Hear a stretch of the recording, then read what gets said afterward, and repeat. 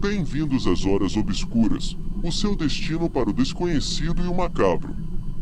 Eu sou seu guia destas terras sombrias onde os segredos mais assustadores se revelam. Se você busca arrepios na espinha e a sensação de estar à beira do desconhecido, você veio ao lugar certo. Prepare-se para uma jornada aterrorizante, onde as histórias mais horripilantes ganham vida. Junte-se a nós enquanto exploramos os cantos mais sombrios do sobrenatural, desvendamos mistérios assustadores e enfrentamos o inexplicável. Se você é corajoso o suficiente para encarar o desconhecido, inscreva-se agora e aperte o sininho para ser notificado sempre que adentrarmos as Horas Obscuras. Prepare-se, pois o terror está prestes a começar. Esta primeira história veio de um utilizador do Creepypasta cujo nome é anônimo. A história se chama Branco com Vermelho. Um homem foi a um hotel e se aproximou da recepção para fazer check-in. A mulher na recepção deu a ele a chave e disse que, a caminho de seu quarto, há uma porta sem número que está trancada, ninguém tem permissão para entrar lá. Especialmente ninguém deve olhar dentro do quarto, sob nenhuma circunstância. Então, ele seguiu as instruções da mulher na recepção, indo direto para seu quarto e indo dormir. Na próxima noite, a curiosidade não o deixaria em paz sobre o quarto sem número na porta. Ele caminhou pelo corredor até a porta e tentou a maçaneta.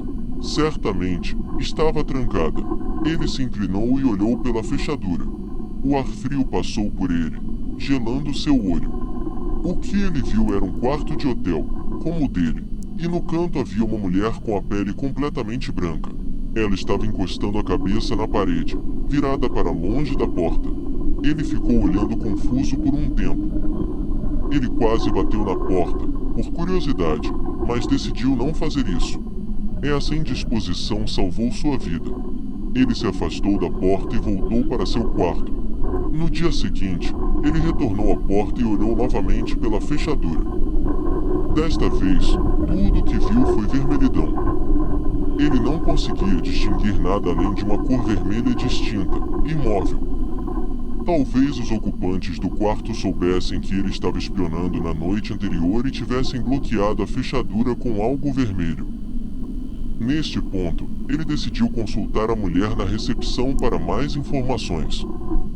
Ela suspirou e disse: Você olhou pela fechadura? O homem disse que sim, e ela disse: Bem, então eu posso muito bem te contar a história. Há muito tempo, um homem assassinou sua esposa naquele quarto e o fantasma dela assombra.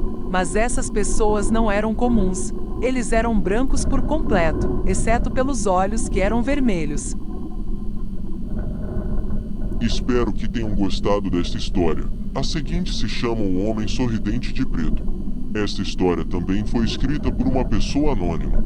Por motivos de contexto, não vou poder colocar imagens. Quando eu era mais jovem, morava com meu pai e sua mãe. Eu era a única criança, uma menina, e meu pai era muito protetor comigo. Minha avó, por outro lado, me odiava. No começo, ela apenas gritava comigo e me empurrava quando meu pai estava no trabalho. A situação piorou rapidamente depois que ele começou a trabalhar mais horas para manter as despesas em dia. Eu mal via meu pai naquele ponto. Por 4 anos, ela fez coisas das quais eu mal consigo me permitir pensar, muito menos escrever. Durante esses 4 anos, orei incessantemente por libertação. Orei e desejei que ela morresse. Para Deus, para quem quer que ouvisse.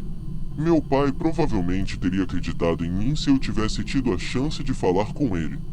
Mas ela me fez sentir como se eu fosse uma abominação ao longo dos anos, e eu não podia suportar mais. Depois que ela matou meu gatinho e me fez enterrá-lo, aos 13 anos, tentei suicídio enforcando-me dentro do meu armário. Aparentemente, eu não sabia o que diabos estava fazendo, e a barra no armário, a qual me amarrei, caiu na minha cabeça, e me nocauteou. Eu me levantei e fui sorrateiramente para o banheiro sem a desgraçada do monstro me pegar e me espancar novamente. Ao sair do meu quarto, senti um cheiro extremamente repugnante, como vômito, carne queimada e sangue, misturados, quentes.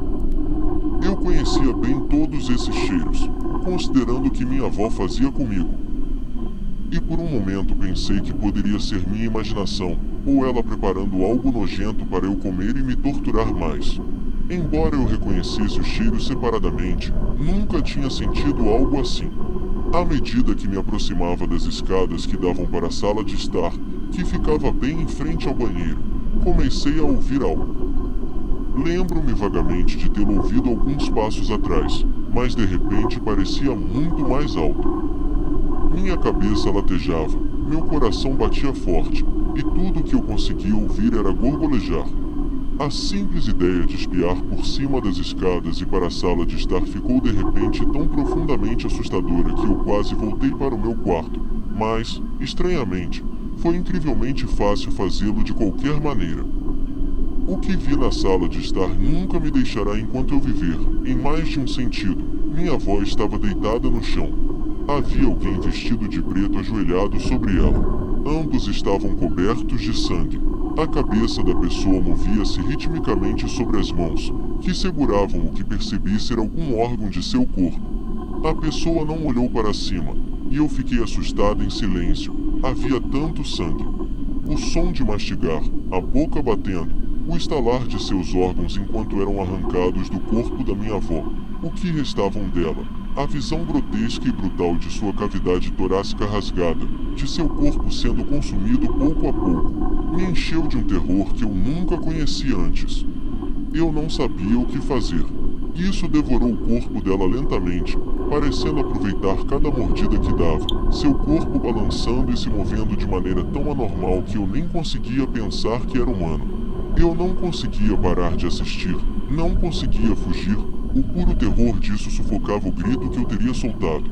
Parou, eu parei. Olhou para mim depois do que parecia uma eternidade, liberando o conteúdo de sua boca. Pedacinhos sangrentos de sangue, alguns já escurecidos, cobriam a maior parte do rosto. O que eu conseguia ver do rosto parecia ser masculino, muito pálido em alguns pontos. Onde os olhos deveriam estar eram poços negros, poços que pareciam dilatar, expandir e retrair. Ele não tinha lábios, mas a boca tremia, como um tipo de holograma indo e vindo, sorrindo lentamente, o sorriso se expandindo além da capacidade humana normal. Eu vomitei e desmaiei, acordei.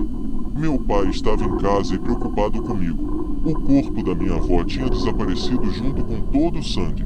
Onde está a vovó? Onde ela está? Eu continuava perguntando a ele, até que tive que parar, pelo olhar nos olhos dele. Ele me disse que o coração dela estava fraco e ela estava no céu agora. Eu não podia acreditar. Isso era impossível, certo? Eu imaginei toda aquela coisa, no funeral dela, a caminho do local de sepultamento. Vi o homem novamente. Ele parecia mais humano, mas eu sabia ser ele. Lembrei-me daquele sorriso. Naquele dia, sorri de volta. Ainda tenho sonhos com aquele homem. Às vezes penso que o vejo em público. Mesmo quando não o vejo, consigo senti-lo lá. Ele está sempre lá, me observando. Esta terceira história também é da creepypasta e se chama Uma Memória, de Alapanama. Quando penso em minhas lembranças mais antigas, nada é concreto. Uma série de imagens nebulosas me vem à mente como instantâneos aleatórios do tempo, cada uma associada a determinados sentimentos e emoções. Elas estão imbuídas de uma qualidade mística e onírica, um presente nascido da ingenuidade da infância. A magia de cada Natal, quando o Papai Noel ainda era real, por exemplo, é uma experiência de pura alegria que se perde com a maturidade.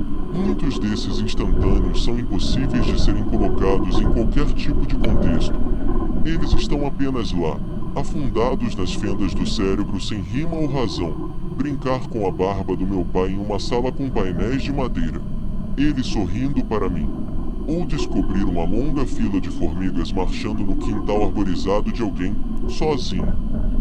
Algumas delas nem parecem reais em retrospectiva. Será que eu realmente caí daquela árvore perto do lago e aterrissei de pé sem nenhum arranhão? Será que foi realmente um sonho? Acho que não. Claro, tenho lembranças de sonhos distantes, mas há uma clara distinção entre os sonhos e a realidade do meu passado.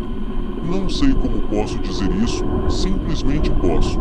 E, por esse motivo, uma lembrança sempre me incomodou. A experiência foi tão surreal, no entanto, certos detalhes se destacam com grande clareza. Não sei exatamente quando isso aconteceu.